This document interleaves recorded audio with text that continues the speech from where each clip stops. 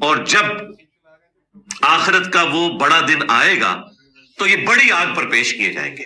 بسم اللہ الرحمن الرحیم، السلام علیکم ورحمۃ اللہ وبرکاتہ۔ اللہم صلی علی محمد وعلی آل محمد۔ امید کرتا ہوں کہ اللہ تبارک و تعالیٰ کے خیر و کرم سے آپ عافیت سے ہوں گے۔ جیسا کہ آپ سبھی جانتے ہیں کہ ہم سب مسلمانوں کا اس چیز پر ایمان ہے کہ قبر میں عذاب قبر ہوگا، ہم سب کا اس پر ایمان ہے، لیکن کچھ لوگ اس کا انکار کرتے ہیں۔ وہ کہتے ہیں کہ عدل کے خلاف ہے، اللہ تبارک و تعالیٰ کے عدل کے خلاف ہے۔ جب قیامت برپا ہوگی تبھی سزا و جزا مل جائے گی، تب تک کوئی عذاب انسان کو نہیں ملے گا۔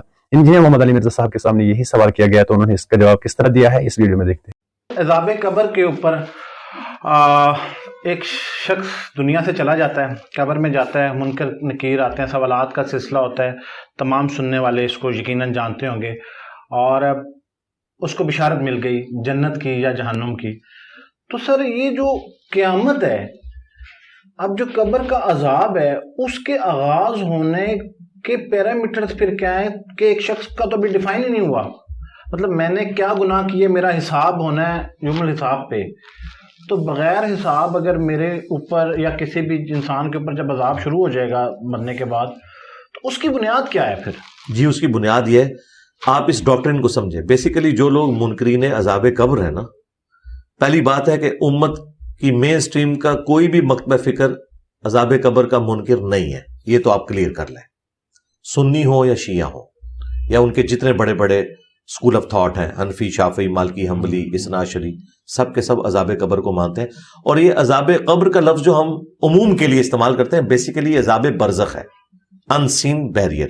وَمِن وَرَائِهِمْ بَرْزَخٌ إِلَى يَوْمِ يُبْعَثُونَ، ان کے مرنے سے لے کر قیامت کے دن اٹھائے جانے تک ایک ان سین بیریئر ہے، جسے عربی میں کہتے ہیں برزخ۔ یہ قبر مٹی کی ڈھیری بھی ہو سکتی ہے، یہ قبر سمندر میں غرق ہونا بھی ہو سکتا ہے، یہ قبر ہواؤں میں راکھ کا بکھرنا بھی ہو سکتا ہے، یہ قبر شیر کے پیٹ میں بھی بن سکتی ہے، یہ قبر صرف استعمال ہوتا ہے ایک استارے کے طور پر۔ اچھا، اب یہ جو ڈاکٹرن کھڑی کی عذاب قبر کے منکرین نے کہ جب تک قیامت کا حساب و کتاب نہیں ہوگا تو اللہ تعالیٰ کی صفت عدل کا تقاضا یہ ہے کہ عذاب بھی سٹارٹ نہ ہو۔ For the sake of argument ہم ایگری کرتے ہیں، بالکل ٹھیک ہے، لیکن ان کی اس ڈاکٹرن کو ہم قرآن سے ہی توڑیں گے۔ قرآن پاک میں اللہ تعالیٰ فرماتا ہے سورہ السجدہ میں، ہم دنیا کی زندگی میں بھی انہیں عذاب دیں گے تاکہ ہماری طرف پلٹ آئیں۔ قرآن تو عذاب کی ایک قسط دنیا میں بھی بتا رہا ہے تاکہ اللہ کی طرف پلٹ آئے۔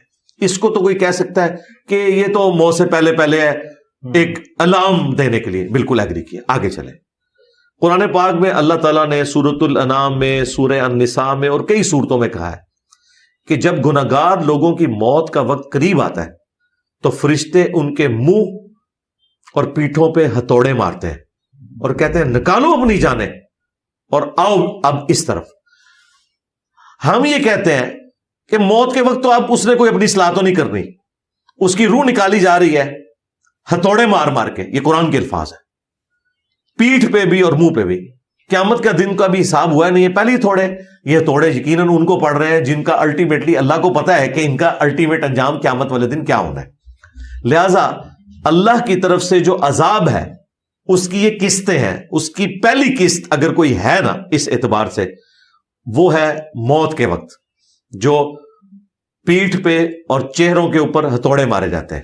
دوسری قسط بھی قرآن میں موجود ہے، سورہ المؤمن کے اندر، فرعونی صبح شام آگ پر پیش کیے جاتے ہیں، اور جب آخرت کا وہ بڑا دن آئے گا تو یہ بڑی آگ پر پیش کیے جائیں گے۔ یہ آیت واضح ثبوت ہے کہ ابھی قیامت قائم نہیں ہوئی اور قرآن کہہ رہا ہے کہ فرعونی صبح شام آگ پہ پیش ہو رہے ہیں۔ وہ کہاں پہ پیش ہو رہے ہیں؟ اسی آیت کو امام بخاری نے عذاب قبر کی دلیل میں جب حدیث لی ہے نا عذاب قبر سے متعلق، اس کے اوپر ہیڈنگ بنایا تاکہ اگر کوئی کہنا کہ یہ امام بخاری نے اپنی طرف سے حدیثیں گھاڑ لی ہیں تو وہ قرآن سے دکھا سکیں کہ بھئی سورہ المومن تو امام بخاری نے نہیں لکھی۔ سورہ المومن کے اندر سورت نمبر 40 میں ہے کہ فرعونی صبح و شام آگ پر پیش کیے جاتے ہیں اور جب قیامت کا دن آئے گا تو بڑے عذاب میں وہ جائیں گے۔ اب وہ کس آگ پہ پیش ہو رہے ہیں؟ قرآن تو کہہ رہے ہیں پیش ہو رہے ہیں، یہ وہی آگ ہے جس کو آپ عذاب قبر کہہ لیں، عذاب برزخ کہہ لیں۔ تو یہ قسط دوسری ہے، اور پھر الٹیمیٹ آخرت کی قسط آنے والی ہے۔ اب اس میں ٹیکنیکل کوسچن سائنٹیفک یہ ہو سکتا ہے کہ ایک بندہ آج سے 10,000 سال پہلے فوت ہوا بالکل، اور ایک قیامت سے ایک دن پہلے فوت ہوا، ہاں جی، اس کا جواب ہم دیتے ہیں۔ یہ کیلکولیشن کرنا اللہ کا کام ہے. اللہ تعالیٰ کسی شخص کے ساتھ ایسا بھی کر سکتا ہے کہ اس کے ایک دن کو اس پہ اس طرح طاری کرے کہ وہ 10,000 سال کے اوپر بھاری ہو جائے. یہ اللہ تعالیٰ کا معاملہ ہے نا. یہ انسان نے تو کیلکولیشن نہیں کرنی ہے. ہم کہتے ہیں یہ عذاب کے معاملات, ہم تو کہتے ہیں آپ عذاب قبر کو کیمرے سے دیکھ بھی نہیں سکتے. یہ اس فزیکل ورلڈ کی چیز نہیں ہے. اچھا سر, یہاں پہ یہ بھی وضاحت کر دیں کہ یہ قبر جو ہم قبرستان میں دیکھتے ہیں, جی جی, یہ اسی قبر کی پھر بات ہو رہی ہے؟ جی اسی قبر کی ہو رہی ہے. تو پھر سر اگر ایک شخص کسی بھی حادثے کی وجہ سے, جی اس کی قبر وہ ہے, میں نے وہ پہلے کلیئر کر دیا. یہ جو ہمیں دھوکہ دیتے ہیں نا کہ جی یہ مٹی کی ڈھیری, جی یہی مٹی کی ڈھیری. کیوں؟ صحیح مسلم حدیث ہے, حضرت عمر بن عاص کی موت کا وقت جب قریب آیا, بڑی لمبی حدیث ہے, 321 نمبر مسلم شریف میں شروع میں ہے. انہوں نے اپنے بیٹے کو نصیحتیں کی. اینڈ پہ انہوں نے کہا کہ جب میں مر جاؤں میری قبر پہ دفنانے کے بعد اتنی دیر بیٹھے رہنا جتنی دیر ایک اونٹ کو نہر کر کے اس کا گوشت تقسیم کیا جاتا ہے, تاکہ میں اپنے رب کے آئے ہوئے فرشتوں کو جوابات دوں اور مجھے استقامت ہو. صحابہ کرام کا یہی عقیدہ تھا کہ اسی قبر میں عذاب ہوتا ہے. اچھا وہ آپ دیکھ نہیں سکتے, وہ تو آیا کہ قرآن کی مجلس کو فرشتوں نے ڈھانپا ہوا ہے. ہم بھی یہاں قرآن کی بات کر رہے ہیں, کدھر ہیں فرشتے؟ ہمیں نظر نہیں آئیں گے. یہ فزیکل ورلڈ کی چیز نہیں ہے. عذاب قبر فزیکل ورلڈ کی چیز نہیں ہے. پتھر کے اندر آگ موجود ہوتی ہے لیکن آپ کو نظر تو نہیں آتی, وہ تو آپ رگڑتے ہیں تو باہر نکلتی ہے نا. یہ چھوڑ دیں, یہ اس فزیکل ورلڈ کی چیز ہی نہیں. لہذا یہ ڈیمانڈ کرنا کہ یہی مٹی کی ڈھیری ہے, کوئی بھی ہو, قرآن میں تو یہ ہے نا کہ انسان مرتا ہے اور اسے قبر دی جاتی ہے. حالانکہ اللہ کو پتا تھا کہ ہر بندے کو قبر نہیں ملتی, عموماً بات ہو رہی ہے.